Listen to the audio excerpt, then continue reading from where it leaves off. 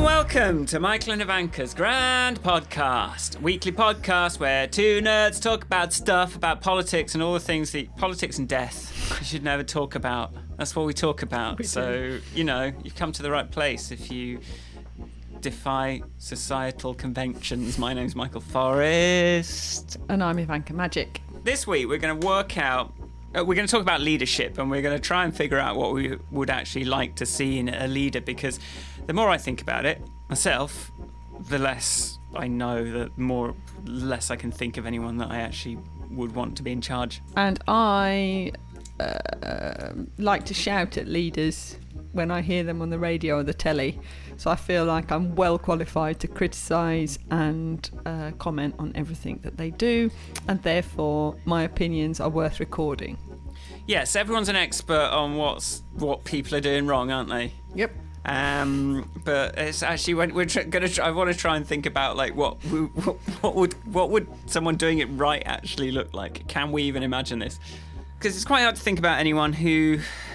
Yeah, I was just looking at what the values we would like to see in a leader, and if such a person could ever possibly exist, because even the best ones, as soon as they're on that pedestal, as soon as they're in that spotlight, there's no way you can please everyone or not do anything wrong ever. Right, we've just had so many technical problems trying to get through this intro. We've failed at Skype, Zoom, we're on FaceTime, we have no backup recording, but let's start recording and hope nothing goes wrong.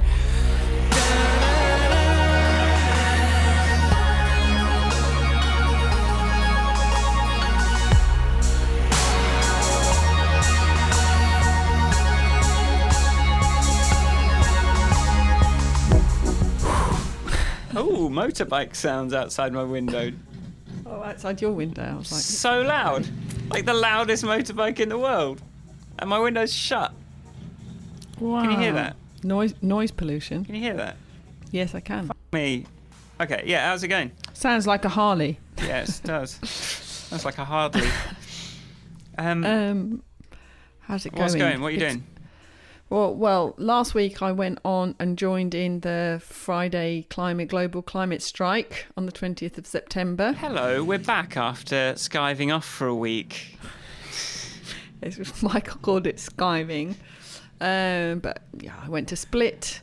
I marched with some young'uns, mostly young'uns, and a very reassuring number of tourists who were obviously on their holidays and then thought, I really must join in with the climate protest, so I'm going to find out what's going on here. So they rocked up. So it's a bit multinational, I thought. Wasn't massive, and there was a few, there were a lot of these sort of older generation, like my mum's plus green movers and shakers there, who were kind of involved but certainly letting the young people take the lead. And all the speeches at the end were by young teenage girls, and then one of these old guy, I don't know who he is, he stood up and he sort of did this quite moving short speech about how they had failed. Like, you know, we've been trying to do this for you for 20, 30 years and we've failed, so we're here to support you and do what we can. But it was nonetheless exciting to see that it really is a global thing. And it also has prompted, you know, I've told you I've got a sort of auntie person who lives down the road here. She wants to come next time we go. Right. So she's now fully indoctrinated, politicized, activated. Well, yeah, activated. And I think going to these sorts of things and telling people about that gives you a chance to talk to people who might not think, maybe always thinks it gives that social proof. So the lady that runs the nursery, I said, oh, you know, Nick will be picking her up my daughter up later, and I said, I'm going to Split to the climate protest. She goes, oh, can you be bothered to go to something like that? And I was like, well, yes, actually. And then so that gave me an opportunity to talk about it a little bit with somebody who does have influence. And then whilst I was in Split, I actually found a second-hand clothes shop. So I bought my daughter's PE shoes second-hand, which I was quite pleased, because there's a very limited second-hand market here. and that was it was a really good shop, but you had to have your rummaging hat on. Right.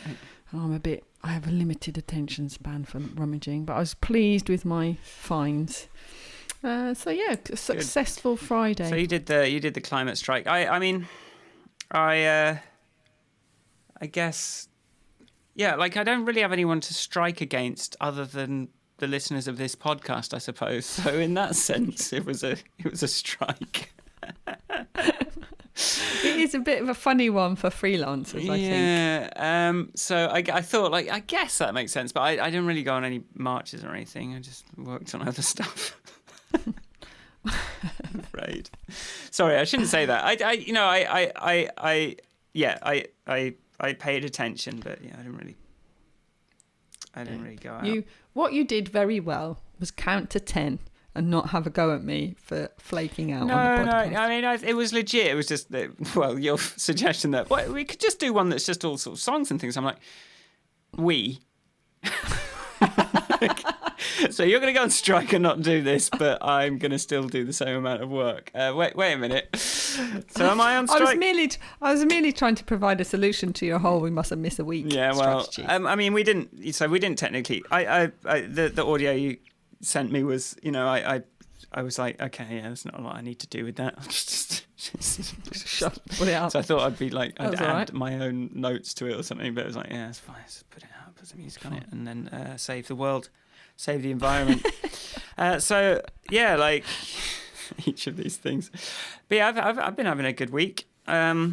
Because I've found a designer to collaborate on who's quite keen to work on my happiness app with me. But so we've got a sort of day booked in next week. But in the meantime, it means, well, I just decided to set myself like half an hour every day, just make something with some sort of thing I've already made. Like, and we always asked you what a good name for these, like a medium that I've created myself, like my little dancing characters or my visuals app that's controlled by the synth and stuff, and I was like, because I always build things, but then I never really make any content on them. It's always like that's kind of always a bit of an afterthought, and then I'm sort of more interested in building the next thing than actually kind of recording some music using the thing that I've spent months creating, like, so that spinny mechanical thing, I haven't actually made any tracks with it partly because it barely works, and I'm mildly stressed that I had to completely disassemble it, and I'm having to rebuild it to make it not shake itself apart. But yeah, so I just thought I'd set myself an easy thing of just using some stuff I've already made to record some stuff. So I think the music in this episode will all be like stuff from my Instagram that I've been doing. So I've just been recording these little, 30, 40, 50-second videos on Instagram with some visuals and a little dancing thing, and you can sort of see through it to what I'm doing behind. And I think I sort of had a few days of like, why do these all look like rubbish? And then I had a little bit of a sort of visual breakthrough and was like, it works, that's cool. And then got really excited and then got loads of views on that one video as well. I was like, okay, I'm encouraged. But yeah, of course, like nothing's taken like half an hour. Everything's taken like 3 hours, 4 hours. But I've just... That is the way of things, isn't it? Because there's always quite a lot of tech to figure out, as well as then like trying to make something that sounds good. But I have not had a creative streak like this for a long time, and I'm just really enjoying it. And it just feels like it's sort of building. And it also keys into a possible product idea as well, where we're going to start maybe making some sort of little Eurorack is this standard for making sort of audio modules that so a modular synth is a synthesizer. You buy the different bits of it and assemble them and into something that after you've spent $1,000 maybe makes a little bleepy sound like it's but it's cool because it means you've got all these boutique sort of instrument makers that just have to make a little bit of an instrument. So you're not sort of responsible for an entire sort of polished consumer product. You're like, well, here's a thing that when you play a note into it, it splits it into 3 other notes. Or here's a thing where you put a continuous signal into it, it splits it up into notes of a scale, and like that. So there's loads of potential for doing those things, and the people that like them are prepared to pay quite a lot of money for them as well. And I'm in a room with someone that has some expertise in a lot of the stuff, and we were sort of looking at CNC cutters this week, which is like the machine like cut holes in bits of aluminium and like etch them and etch circuit boards and do things like that. And we're thinking of trying to sort of release some modules like that. And all this kind of would then end up being marketing materials for that. So it's like it's I'm feeling excited, especially as my other app. So I'm just rambling on, but I've just got so much to ramble about. That's what happens if I go on strike. Exactly. For a week. If Ivanka goes on strike, Michael's got too much to go on about. Yeah, all I was going to say was like this app I'm working on. It's a bit of a moonshot. Like if I don't get Apple to feature it, I don't really have a plan B, and there's a lot of kind of quite specific stuff that I'm having to do just to have a shot at that. And it would have been a lot easier if I wasn't trying to do that. So I think this one's a bit more of a kind of intermediate risk. So I think that's a good thing to be thinking about as well. So, but yeah, I'm just having lots of fun and being very creative.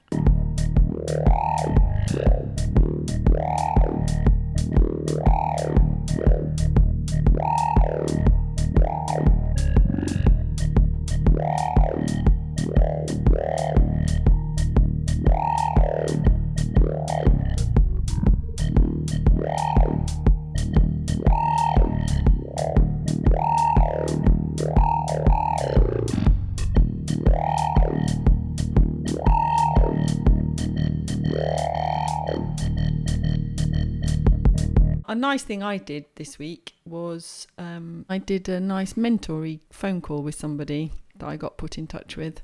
So I had a nice nice hour's chat with somebody who's in her 20s and up and just setting out on her career. So that was nice. What's the intersection between mentorship and leadership? Well, that is an excellent question, Michael. I think it depends on the kind of leader you are, or what you're trying to lead people to. Right. I think if you're leading a team of people to do a thing, and the people are critical to the delivery of that thing, then mentorship is really important. And if you can't provide it, you need to make sure they're getting it from someone else.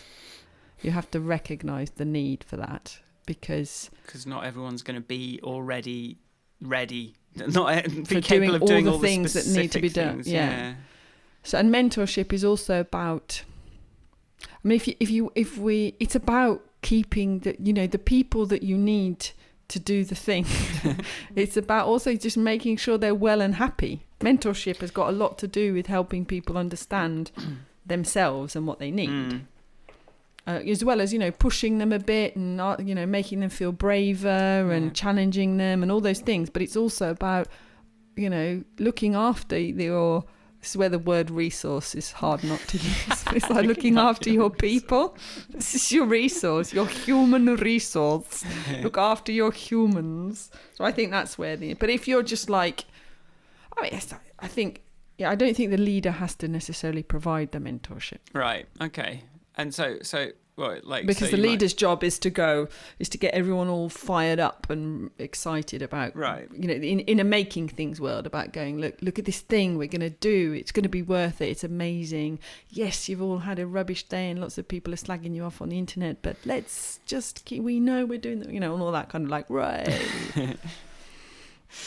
Okay, so leadership is sort of highfalutin, isn't it? And like getting people motivated, getting people to... It's about having the vision and about having the sort of appearing to have the plan, appearing to know where you're going at least. So the worst thing in a leader for people following you is not... Well, is not kind of quite knowing what you're trying to do yourself. That's really undermining, because how people will react to that leadership is they'll be like, right, okay, so my little bit of it is really important to this bigger picture, and I'm excited, and I'm going to work really hard on kind of helping move this thing to that end. So when they sort of keep moving the goalposts or changing things, then it's like, put so much effort into meeting your meeting your thing, vision, and that's not. Yeah, it's not what you want anymore, apparently. yeah. But So, just to put it in terms of like, so I did do this I Ching reading, where I sort of said, you know, my question was just like, have I forgotten something? But it sort of said, develop your character into that of a leader. And some stuff it said was, before a person may gather others together to achieve good, he must first gather together within himself proper principles. A leader who is not balanced and collected within himself will always be suspected by his followers, and in the hour when he needs them the most, they will hesitate. Therefore, the first task of the potential leader is to accumulate in his own character all that is good and true and correct. So I was thinking about that. Yeah. I've been meditating on that. I got a very nice text message from somebody a couple of years ago who I had managed ahead before that. And he said that he just completed some leadership training course, and he said that it had made him think about me as this manager person. And he said that the thing that I got was loyalty, and I think that's and I think you can only have any, and I think that I'm loyal to the people. If I'm in charge of a project or a group of people, just talking about me I'm fine if this is my, I've done a lot of leadership roles basically. If I've got a team, I am 100% loyal to that team. It is my job, I see, as being to help them do the thing we're trying to do, and to, without using words like, protect them as much as allow them to have the space to be what they need to be. I am loyal to the team, and I think that helps garner loyalty because, and I'm very open and honest. I think I try to be, without going, you don't know what it's like for me, because that's something I don't like. I had that in a manager a few years ago, well, very early in my career, and she'd spend a lot of time complaining to us about how hard her job was. And I'd be like, that's why you get paid the big bucks. It's like, why don't you? It was like my second job. So I was very, quite judgy and quite, like black and white. But so I sort of try and avoid, and if you want to, so I think that thing, what you were saying about, gather within themselves, what that said about gather within yourself, your proper principles. Gather within himself, proper principles. I suppose. Good. Then it's like himself. Yeah, because all leaders are hymns, clearly. But yes, but being clear about what you're trying to do and what means you're going to do it by, I think is quite an important thing, or knowing where your compromises lie, because you also have to do some pretty horrible things as a leader, right? For example, like if we just talk in work, you have to fire people. Okay. You have to actually sit down and go, do you know what, I'm really sorry, I'm not sorry. You can't start it with that. You have to go, as much as this makes me really sad, you are not very good at your job, what are we going to do about it? You have to have those difficult conversations. That's not nice at all. There's the whole thing of like limited power, so you sort of have the power to lead but not necessarily to reward in the way you would want to. You might not have Someone said to me, and I think I'm going to be talking a lot more as the led than the leader, because like I did do it for a while in a big agency. I was sort of in charge, and then like in a smaller one as well. But so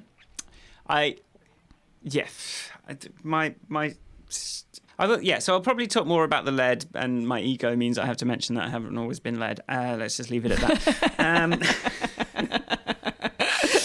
That's all that was happening there. I'm not important. Very good. Good scores on the self-awareness. There we go, yes. Gold star. My narcissism must be fed. Do not think that... This fucking motorbike outside my window, I swear to God.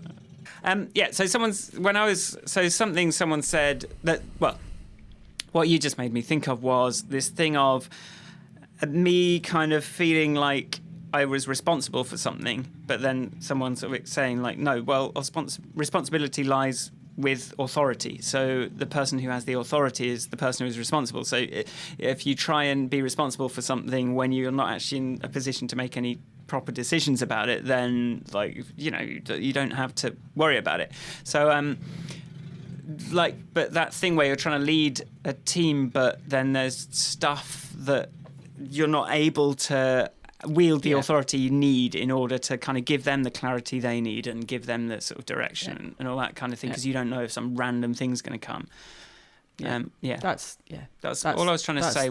Falls into the horror, the category of horrible things that you have to do. Yeah.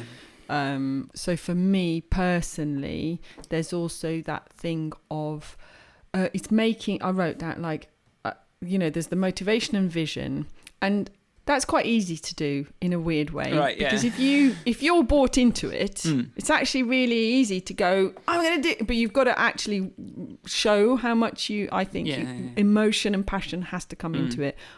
Let's do this thing. It's going to be amazing. Let's do it. Yeah. Or it's going to be really hard, but I think it's worth doing, whatever it is. But if you believe in your vision, I think you can quite relatively easily transmit that idea and that feeling. But again, that can manifest itself either as like a rousing speech or as someone that just obviously really is like cares about it, like niggling at you, it needs to be like this. No. It's obviously important to them. Like that comes out in different ways. And it's just somehow transmitting the importance, helping the other person like adopt the importance you attribute to something, whether it's being big or little, and that Ubuntu phone project that we did, not you and I, but and I was there, and I stood up in front of 200 developers and designers, and I was like, no slides. I was like, let's do this. And, this is our opportunity to do something. We might not work out, but it won't, let's not fail because we fucked up, or words to that effect. And it got everybody rallied. And I think that's kind of an important thing to be able to do. But then there's also the importance of making decisions and taking responsibility for them. Yes, yeah. And, that's sort of like, and, you've got the hard, people always go on about hard decisions. And a lot of decisions aren't really hard. What's hard is taking responsibility for them. It's like, what should we have for dinner? Yeah, well, it's committing to. You've got to commit to a decision. First, you've got to be capable of making a decision, which is hard because, the way I always think about it is the death of all alternatives. So it's a hard thing to do. We're doing this one thing. I'm going to put my eggs in this basket and I'm going to bring other people. This is something I find really hard to do on my own things. It's like, is this big enough that I would inflict it upon another person? Am I sure about this enough that I would inflict it on someone else? And then the follow through, and then the buck stops here. I made that decision, I made that decision. That's what we decided to do, and it's my. I have used the line in a team stand-up thing. It's like, right, okay, I've heard everything. You've all given me your view, and everyone's had the opinion. But now I'm in broadcast mode. Yeah. We're doing this, and it's like because leadership. This is where democracy, I think, is an interesting thing, because democracy doesn't lend itself to every type of decision. Like where expertise is required or information, data is required, you can't vote on that. No. That's not opinion. Opinion is no use to anybody in those situations. Or what, so it's like, and also asking people as if their opinion is going to be valid without giving them all the information.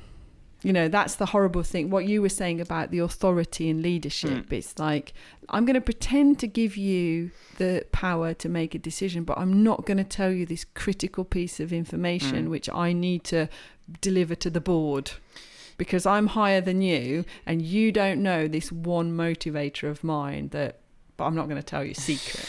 It's like, those are where things that's where trust gets undermined. That's where people feel like disempowered and I think and out of control, and we've spoken about how horrible it is to work and be when you feel like you've got no control over and that's life. That's what we've said. It's what if you take away people's effect on on the world, then it just screws them over completely. I think Do you know, I want to talk about the sort of like veneer of, or like when the way people project certainty is often this sort of like veneer, like meta layer above the truth. And they think that they've sort of invented enough of a sort of web of, like, often it's like a web of lies, or it's like a, because I've been in a room, and I've been in a room where like someone was doing this, the guy in charge was doing and it was with a client, but he was doing his like, yeah, no, we've done everything right, we've done all the things. I'm sitting there going, we haven't done anything. Like, it's rubbish. But like, I'm, because I'm there, I've got to kind of like hold that line as well. And then, but that sort of idea that you can sort of, you kind of have to present the veneer, present the mask, present that sort of layer. But woe betide anyone if someone can see, if someone cracks that. Like, you kind of, I don't know what I'm saying. Yeah, well, I think it's all the smoke and... The smoke and mirrors. The smoke and mirrors inevitably that comes from... Well, I don't think it's inevitable. Okay, But we inevitably end up in those situations where we're sitting with a client, with somebody, and you're like, or even, I don't know, it's kind of an... Do you know, well, we could think about it in terms of Boris, like what Boris Johnson's been up to. He's useful in this, Boris, this making shit up regard. Our leader in the biggest the leader of our country I can possibly imagine. The puppet of the billionaire tax avoiders that we have now at the helm, who will, on one hand, indulge in Machiavellian strategies, and on the other hand present his sort of like buffoonish demeanor. He will sort of be like, his persona is likability and his behavior is deeply untrustworthy. But if you want to manipulate people, you have to be really good at it. It's like, there's really no way around it. If you want trust, you've got to make everybody believe your bullshit, including your team sitting at the table knowing that it's not quite true. Your like, everybody needs to be convinced, yes, I know it's not exactly what you wanted for, but it's the very best that could be done in the time, or whatever it is. Because, like, I've worked with, there's a Balkan epic poem from sort of like the Middle Ages, that in it has the quote of like two sort of leaders within a city going, I'm paraphrasing a translation, you call me Duke, I'll call you Lord, and we know what shit we are. But you're like, you've got to there's this kind of like pretense, this story that you create. If it's going to be based on lies, you've got to be really good. Well, power is this, like, you see it is really this, it's sort of like a story, a shared narrative that has been created that has really got out of hand at a certain point. Like the concept of a nation, of a leader, of a monarch, and any of these types of things, like even the money itself, like these are all just all stories that we tell each other. And it's amazing how, like, I've started watching Succession, which is a sort of I don't know if you've seen it, it's on Netflix, on HBO. It's it's rich people, like, so it's the rich, it's the son trying to impress his dad, all that kind of dynamic, all that kind of thing. So we've only watched the first episode, but it's sort of like this deep in business world, and it just comes across as so sort of specific and made up. But like it's so refined. Right, the suits and the things and the watches and everything about it is so... How has something remained a stable story for so long? Like, Default Man, whatever. Like, thing is not... it's managed to, it's like the Incan temple. It's managed to remain undisrupted by outside forces somehow for so long that it's become this rarefied kind of like tower on which bullshit upon bullshit upon bullshit, like the stock market, all these things have like towered on top of this complete like, made up stuff. But I think this is just no different to religion. Well, yeah. It's just, and it suits the 1%. Yes. It suits them fantastically because people watch those movies in the same way that it used to be God will punish you and you're going to go to hell if you do something that doesn't suit us and you don't give us enough money when you come to church on a Sunday. Now, it's if you don't believe in this tower of bullshit that we've created, like you will not fail. You can't, if you believe in it, you too can one day perhaps join us at the top. There's no intention of any of us joining the 1%. And I think the bullshit, the very reason we're seeing such a fucked up world at the moment is that there's the critical mass of educated people is flipping and everyone's going, that's great telly, mate, but I'm not going to work and listening to this shit. There's but you say it's like, I used to think like the Bible, well, I mean, it's a really big book. That couldn't have just come out of nowhere. There must be something to it. There's loads of details, so many details in there. That's not just come out of nowhere. It's the same. It's like all the details of this sort of like, this illusion that the 1% have created. It's like, well, how can you refute? Look, there's so much to it. How could it possibly be made up? It's exactly the same situation. And like when they started translating the Bible into English and people could actually understand it and question it, and you get Protestantism and all those kind of things coming out. Like it's harder to hide. And like those corners that you can run your little Machiavellian schemes again, harder and harder to find, and so it feels like a really bad time for politics and everything. But I think it's like that these cockroaches are running out of places to scuttle to, and make the fact that we're kind of I don't know what's happening with this WhatsApp message chat logs, but like just if you're talking on those things and that's a matter of public record, then sorry, like you're not going to be able to do all this stuff.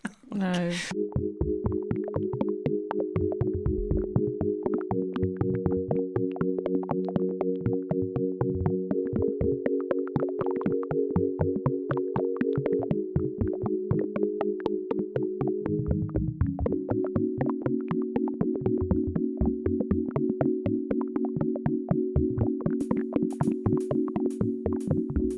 Going back to your business metaphor, like the not even metaphor, like these movies where I've worked in more than one place where I've sat in meetings and looked around. I was like, do you lot think we're in some sort of a movie or something? Because this is real life, where actually we have bills to pay and we need to go home and we need to eat and we need to we can't stay up all hours and look amazing because the makeup department has done our fucking hair. It's like you just sit there and you go, you really thought, do you think I'll buy this?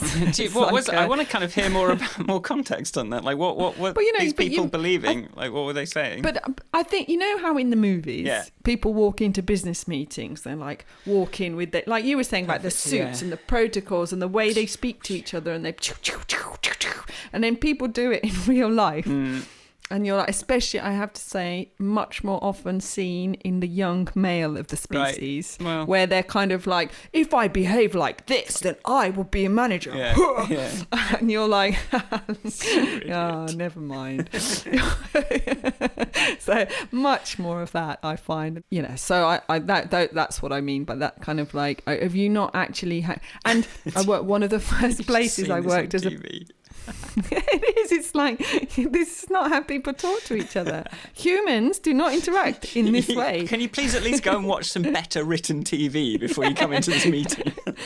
I can't bear it. And it's like, I worked at this one place. I only worked there for about 8 months. It was an IT consultancy in Brighton, and they're all the one of the founders was very opinionated, and then he had all these like little mini-me's.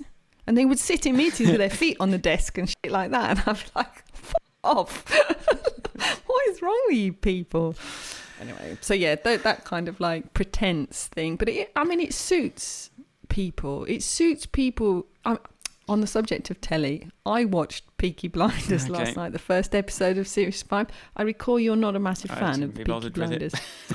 I enjoy the Peaky Blinders, and I enjoyed the yesterday's episode. I was watching it, and before we sat down to watch it, I'd found this MASH report thing where they were talking about the final season of the UK. And it was quite a dark, but, you know. And then I watched this episode of the Peaky Blinders, and I was like, there's not much in it, you know, in terms of storyline. It's like, you know, we've got the oppressed classes, and we've got the rich paedophile MP using the, you know, it's like you know, try and then not wanting to pay. It's like we've got all the storylines here. I don't know how you do telly. But I did, you know, just to comment briefly on Peaky Blinders. Like, I think I sort of didn't like the sort of. I think there was some violence that I didn't like in it. But you know, it's very violent. The irony of that is, like, we've been watching Preacher on Amazon Prime, and you know, I watched this Red Letter Media YouTube channel, which is like serious sort of nerd kind of analysis of like films and TV and stuff, and one of the guy on that, the sort of alpha nerd there, was like, oh, they'd never put Preacher on TV, like they'd never film this stuff because it's all like this God is just a horrible person in it. Jesus is sort of like this like hot idiot, and then he's in this, and Hitler is now leading hell, so you've got these meetings with Jesus and Hitler sorting out the apocalypse. But like the episode we watched this week, the sudden ultra violence was just so brutal. There's this like comedy. I don't even want to like describe it on the podcast, but it's like I'll pause it. I'll play some music here, and then I'm going to tell Ivanka, and then you can hear the reaction.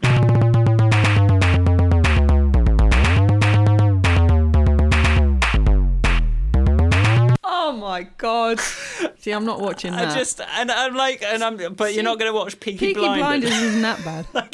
You're going to watch this, Jesus.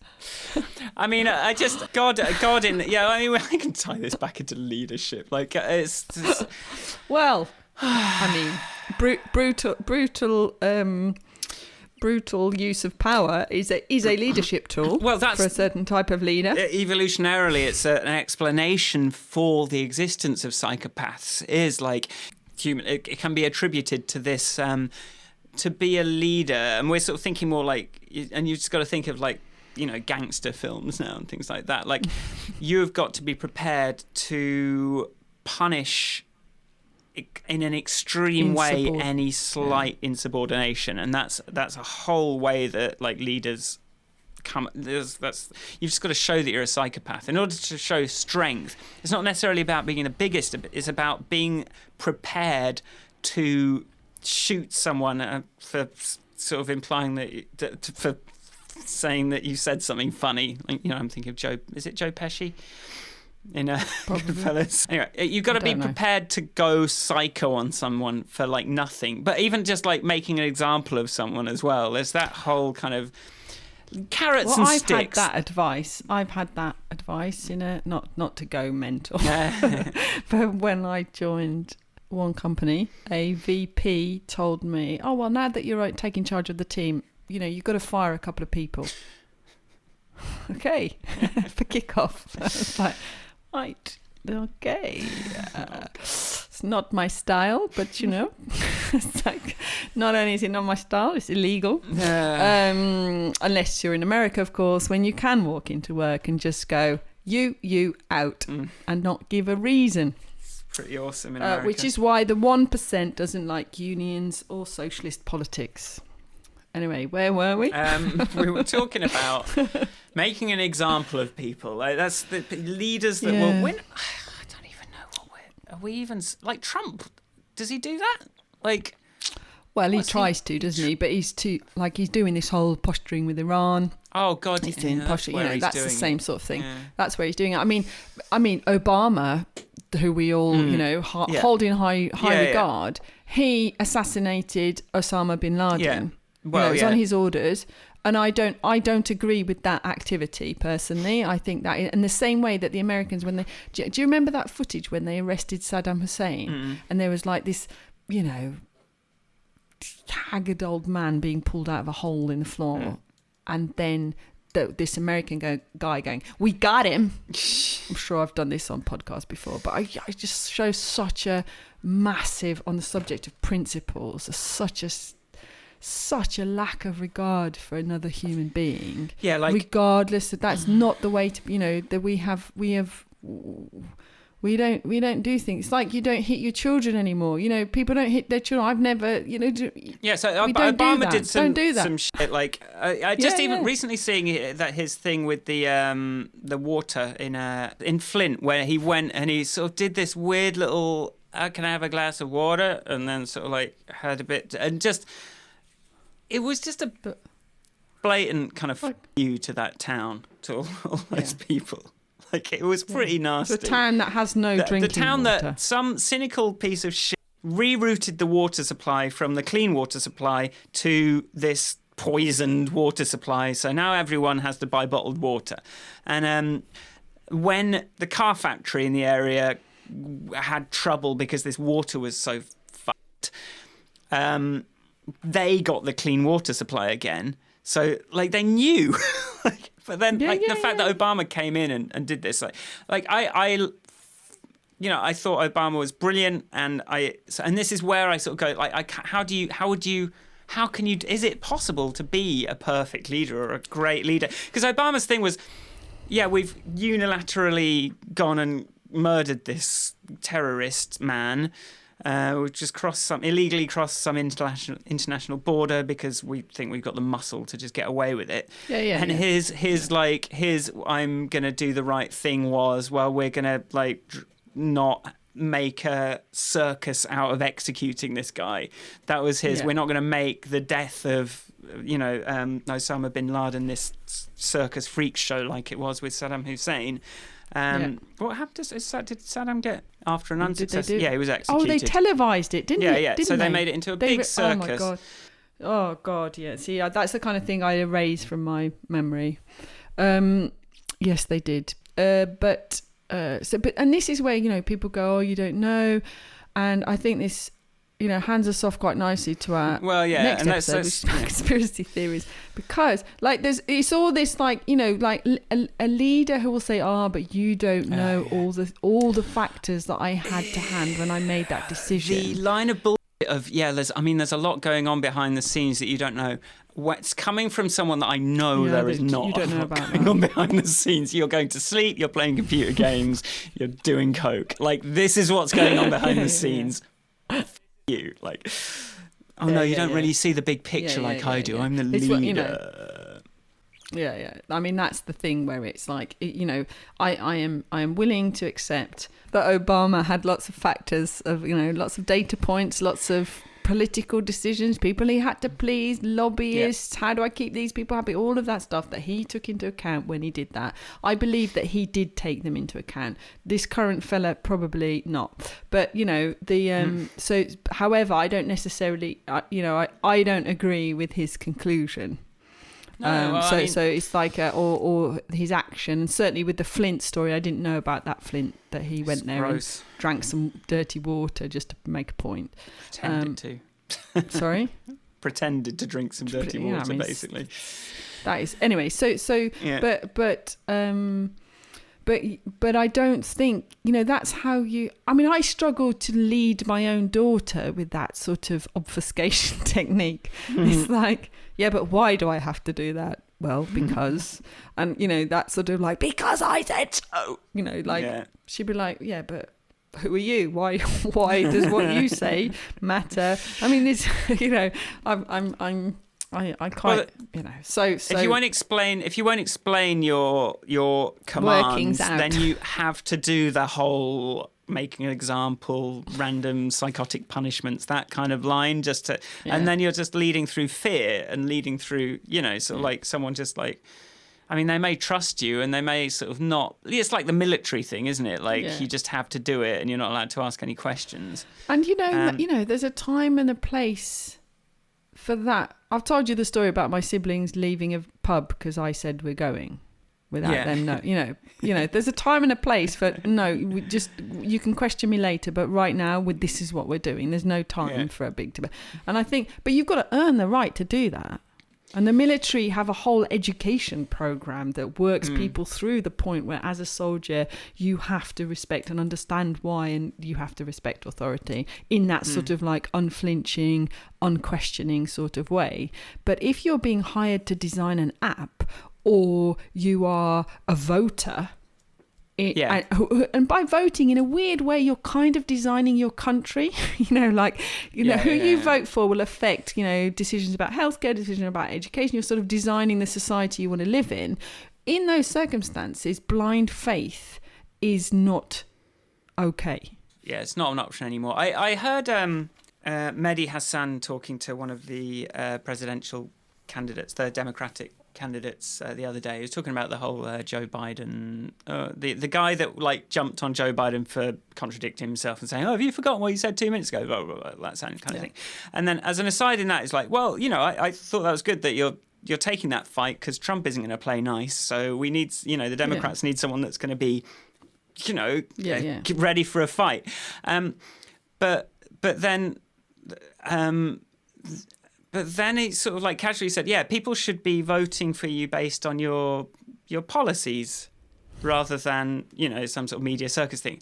And I was like, yeah, I want to question that assumption, that idea that we should be voting for policies. Because that's like, you tell people something that you're going to do, and it's whether people think that might work, which is that it needs to be based on values and principles, and like policies is like feature idea. May or may not work. It needs to be prototyped. It needs to be user tested. It needs to be like it needs to be kept an eye on. Yeah. You can't just vote on. Yeah, I'd like the app to do that. I'd like the company to do that. No. I had this conversation with my mum the other day, and you've just helped me understand why. But it was like, there are no circumstances where, for the working classes or anyone under the 1%, a conservative government is better for them on a values basis than a socialist government.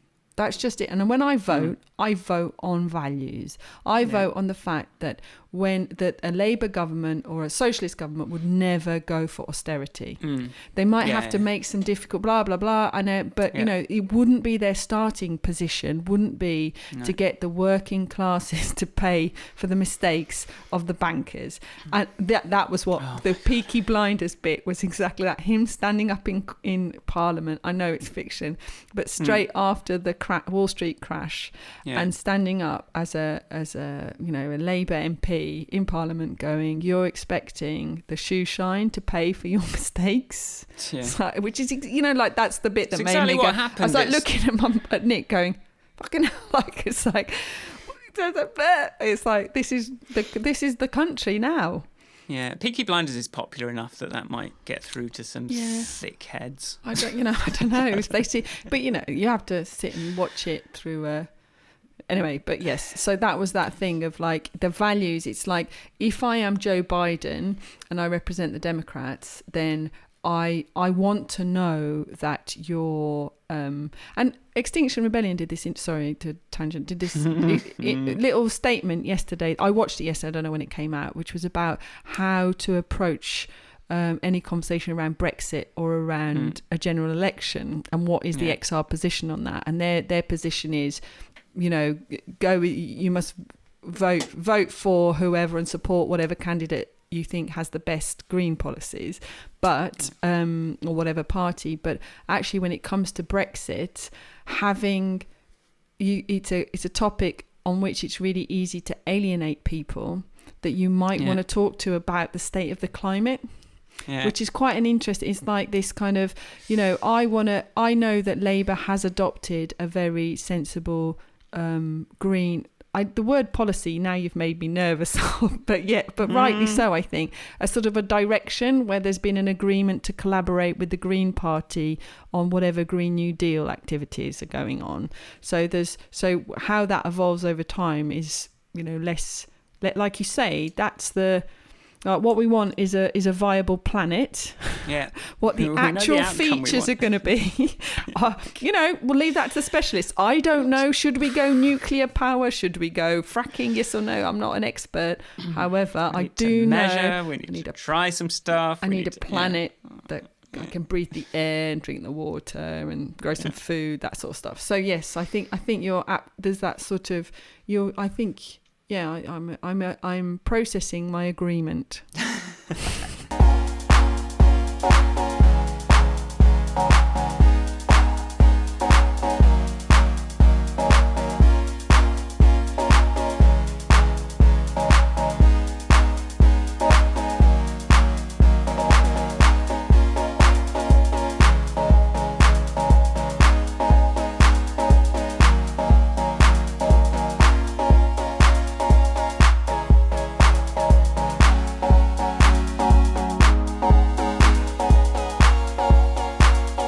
Let's do one last little segment, which is what can you think? Who's a leader that you have been happy with, or like, can you think of anyone that has been like a leader that you would like to follow?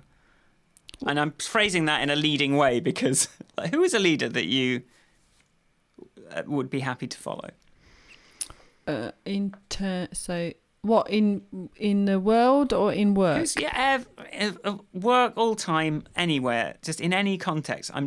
Because when I try and think about it, it turns out to be quite a hard thing to, like, who's done a good job that I can think of? I don't know. Like, I can think of people that have done certain things well and other things, it's been easy to criticise. It's like... Are we going for names or are we going for... It can be names, it can be qualities. I've had two managers who, if they invited me to go and work for them and the project itself was interesting, I'd go in a heartbeat.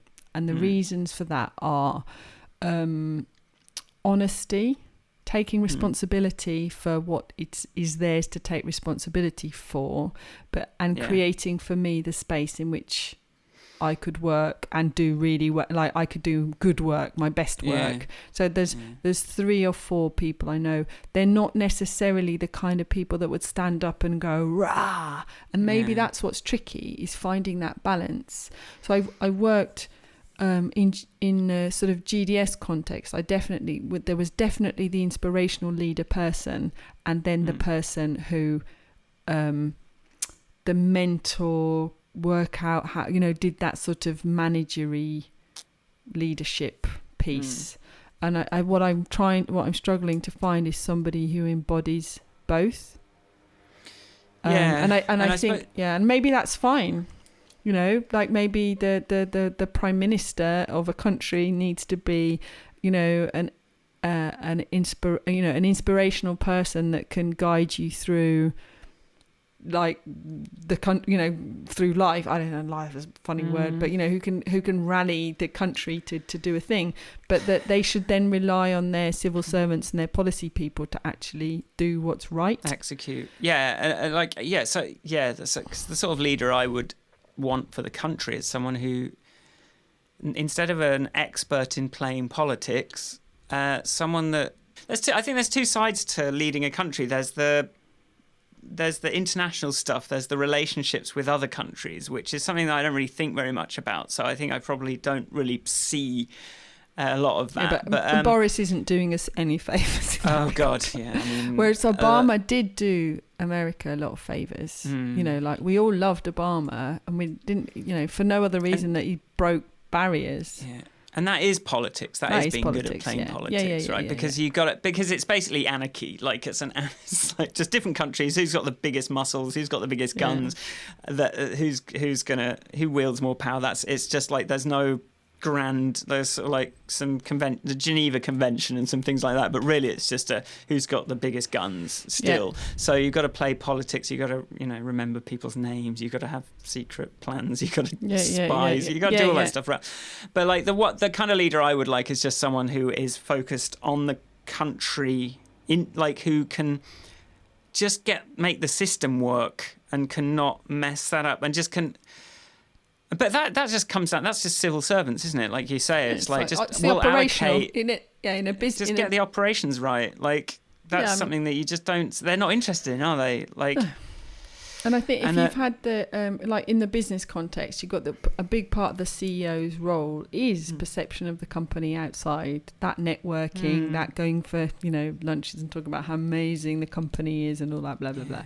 And but I wonder, that Prime Minister of New Zealand, Jacinda Ardern, she gets New Zealand some excellent PR because of her principled decision making. And it's not all out to going out boozing or doing coke with the other CEOs. Sometimes, like when they had that shooting, she refuses to use the name of the shooter. She has been very proactive on the climate front. She's taken her baby into Parliament. You know what I mean? She's like it's her principles, her values and principles that are getting New Zealand or reinforcing New Zealand's reputation rather than her bravado or her bluster or her showing off. And this is the game. This is the game now. Perception marketing. It's a what you say. It's a presentation thing, and that does come from values, and like companies are realizing that. Like there's a lot of that. Like you got to present that you have good values and a belief system that people can get behind. And so, it's a very good source of leadership fuel, isn't it? And that's the getting everything together that is right and good within yourself. It's like finding those values, and because they are fuel for being inspiring and being, motivating people and getting their loyalty. The word loyalty is one that I find a bit... like blind loyalty, I suppose, I find a bit gross as an idea. I think it's the blind loyalty. I mean, loyalty is like, why should you be loyal? What is it? I think we've picked that apart in another context somewhere else. So I'm not saying that loyalty is necessarily it's sort of can be quickly turned into devotion, which is an error. It's a bit weird. But a friend of mine visited from Australia. I haven't seen. He was here for a family wedding, and he popped in with his family, and he was telling me he's now got the oldest solar and renewables installation company in Australia.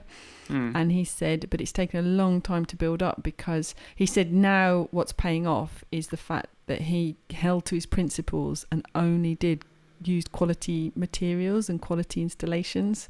So therefore, like over the course of 15 years, lots of other solar companies have disappeared, and he's just now really going strong. So, principles in business, the problem with principles is that they don't deliver a quick bang. Whereas going like, do we hate everybody? Yeah, we hate everybody. And like you get loads of immediate emotional response. Where if you go, let's be very sensible and do everything sensibly, people are like, it's just not as rallying, is it?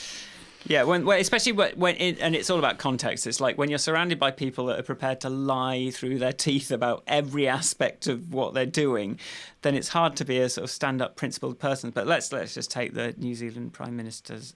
Let's find some hope there and see that now seems to be the age of the horrible liar. It means that now the sort of principled person who is a bit more thoughtful starts to stick out more again.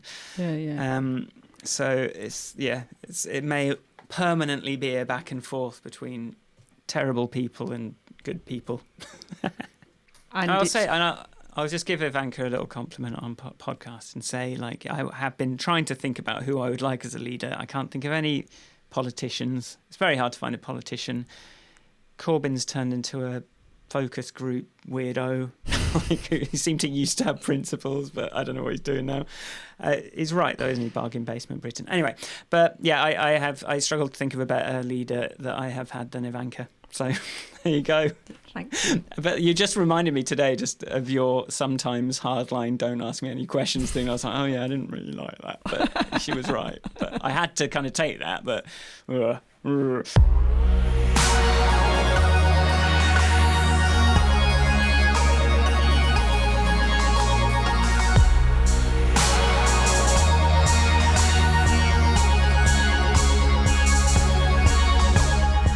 Okay, thanks for listening.